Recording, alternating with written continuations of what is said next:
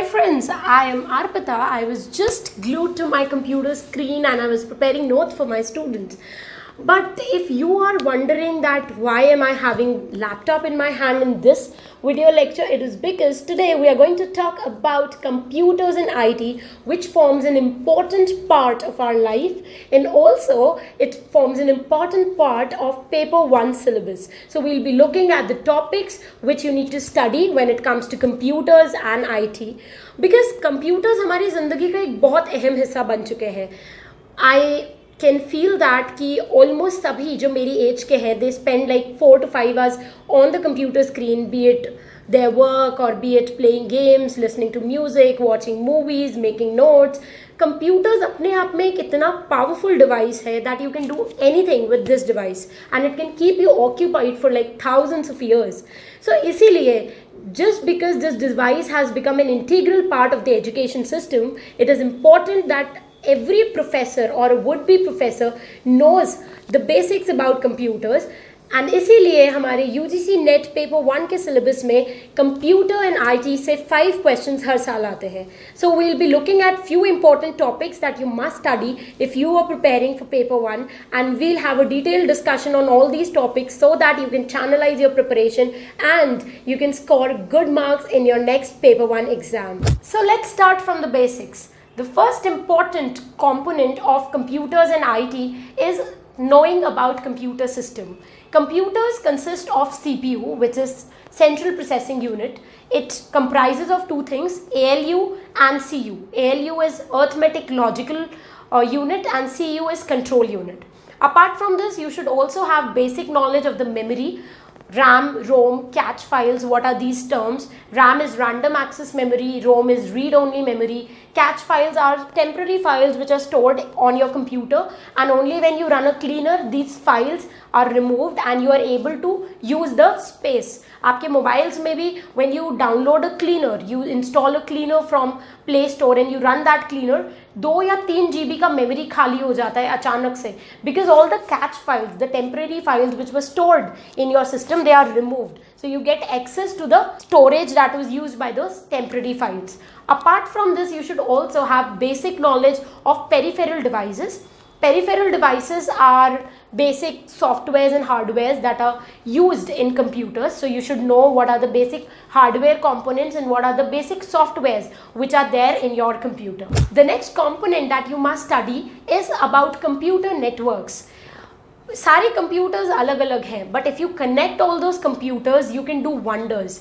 अगर मैं अपने घर के फर्स्ट फ्लोर पे रहती हूँ and my brother lives in the ground floor, and if we both keep our computers connected to a same printer, then if I give a command from the first floor, my documents will be printed. If my brother gives the command from the ground floor, the printer will print the documents. This is the benefit of having a computer network, कि एक ही device को आप बहुत सारे computers से एक साथ use कर सकते हैं. And there are a lot of other benefits which you can study on your own. I'm here to tell you the basic networks that you must remember. We have PAN, which is personal area network. It is for personal use. Then we have LAN, which is local area network. The computers in my house are connected with LAN, local area network. If you are a part of a college or a big institution, there all the computers must be connected using MAN, which is Metropolitan Area Network, connecting computers of a larger area. And finally we have WAN, which is Wide Area Network, which connects all the computers all over the world. And a very important example of WAN is internet. So with internet we all are connected together. We are like Vasudev Kutumbakam. The entire world is my family. This is what you feel like when you are on internet. Everything is just one click away. So that is WAN. So you can know more about these computer networks because they form an important part of the syllabus of paper 1. We all know different languages. Some of us know Hindi, English and several other languages as well, Chinese, Spanish, French. Similarly, computers even have their own language, and their language is quite simple. They just use two digits, that is 0 and 1. So anything that you communicate to your computer is translated into a series of 0 and 1. So this language is called binary language or low level language, machine language. These are for some words used for language used by computers. You must be aware of modems. If you have a broadband connection in your house, there's a modem which converts digital signals and analog signals. So analog signals are converted into digital signals. Digital signals are signals which are transported in a series of 0 and 1. Analog signals are the signals which have wavelength frequency, just like our sound. This is an analog signal. So analog signal is converted to digital signals by modem. So modem is said to be modulator, demodulator. It has come from the word modulator and demodulator. Apart from this, you must also know that there are other kinds of language related to computer. We have got high level language just like Java, C++. All those who are into computer development and software development, they must be knowing that these languages, high level languages, are something which we understand, but the computers cannot understand that. So we need a compiler which can convert the high level language into machine language so that our instructions are understandable to the computer. So this entire theory of computer languages, you just need to go through the basics of these things. You should know the basic languages, what are the popular high level languages, what is the use of modem, how does compiler work. So a basic information, basic knowledge of this section will help you to score more in your exam. Next topic that you must study is storage devices. I remember when I was a kid, there was a time when our teachers used to ask us to bring the projects in floppies. So floppy was the most common kind of storage device at that time, and it used magnetic storage. Later came a time when DVDs and CDs became quite popular, and we found that all these optical devices came into trend. And finally now is the time when we use hard disk, we use pen drives in which we can carry so much information. Like I have seen pen drives which are so portable that you don't even see them with the naked eyes. They are so small, and those small pen drives can contain tons of information. So that is how computers and things related to computers have developed over a period of time. And you must know a bit about the trend of the storage device. You should also know the popular hard disk.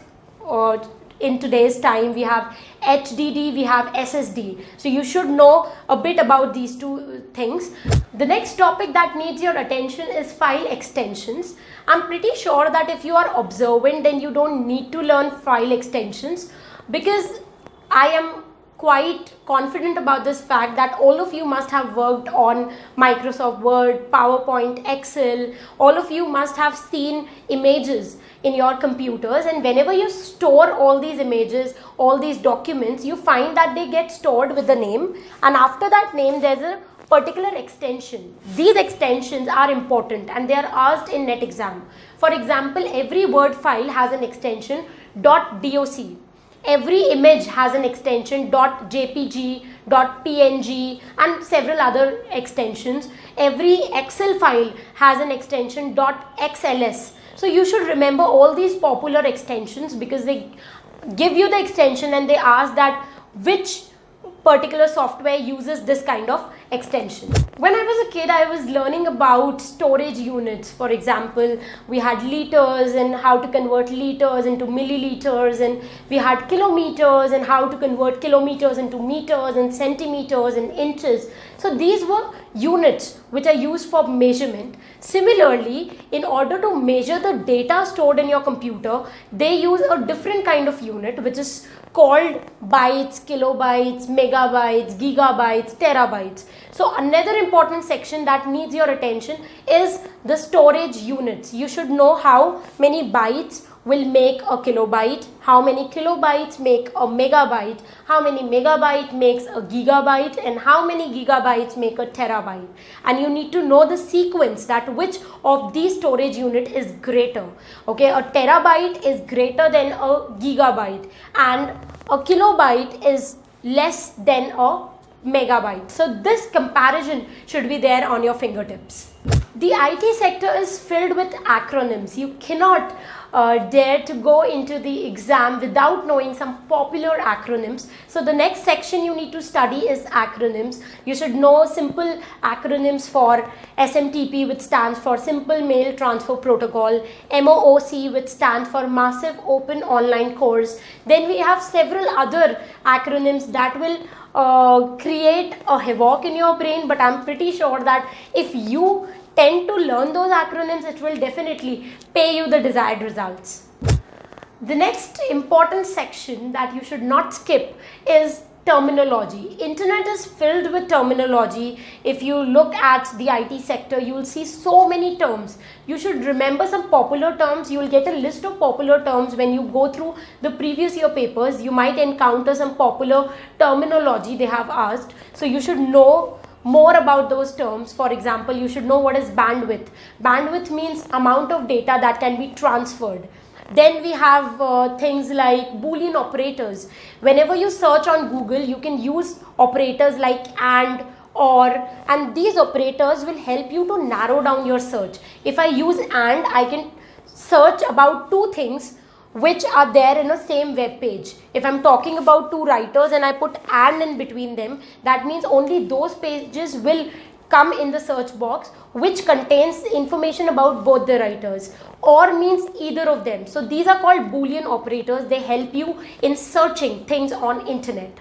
The next section is the most unexpected part of the question paper, because when I saw those questions in the question paper, I was shocked to see those questions, and I was really wondering that how am I going to solve this question in this lifetime. But then the situation became better when I came across several YouTube videos which helped me in solving those questions, and they were pretty easy. So the section that I'm talking about is binary to decimal conversion and decimal to binary conversion. Basically, binary are 0 and 1, okay? So they might give you a number like 250 and they ask you to convert that into binary. That means 0, 1 ke sequence mein you need to convert it. And on the other hand, they might give you a binary number like 010.77 and they ask you to convert that into decimal. So you need to get the digit for which that binary number is there. So this entire complex procedure is not so complex. If you go and watch some videos on YouTube how to convert decimal to binary and how to convert binary to decimal, I'm pretty sure that after watching 2 or 3 videos you'll have a crystal clear idea about how you can convert it. So this section requires your time, and it also requires a bit of a practice because it might sound a bit unfamiliar to you. So you must practice few decimal and binary conversions before you go and sit for your UGC NET paper. Finally, let's jump to the last topic, which comes under the umbrella term of computers and IT, and that is internet. All of us use internet on a regular basis, but it is important that we know certain important terms associated to internet. Like you should know that what is IP. IP is Internet Protocol. Every computer, every laptop has an IP address by which you can be traced from which IP the computer was hacked. This is a popular term that you will come across if you go and meet some web developers and some software engineers. Similarly, there are things like URL. My website is arpitakarwa.com. This is a URL, Uniform Resource Locator. So URL kya hota hai, you should know that. There are other important things like web browser kya hai. You should know which was the first web browser, Netscape. So these small basic things you should keep in your mind if you are preparing for UGC NET paper 1. These are very simple. If you just go through the previous year papers, you will come across these basic terms, and when you search these terms, you might land up on some other important terms as well. I would not suggest you to go through any particular guidebook or any particular book in order to understand all these things. That is the reason why I have classified it under categories, so that you know what things you need to read under the section called IT and computers. So with that note, I end my video lecture. I have already made a few videos on paper 1 and few important topics I have covered in those video lectures. If you have not gone through my YouTube channel. You can go to my YouTube channel and look at the playlist of paper 1. You will find few important videos that you should not miss if you are preparing for paper 1. If you have not subscribed to this channel, then do it right now. Also, don't forget to press the bell icon so that you are notified every time I post a video for your guidance and for your assistance. So with that note, I end this video. Happy learning, keep loving literature, and stay tuned to arpitakarwa.com.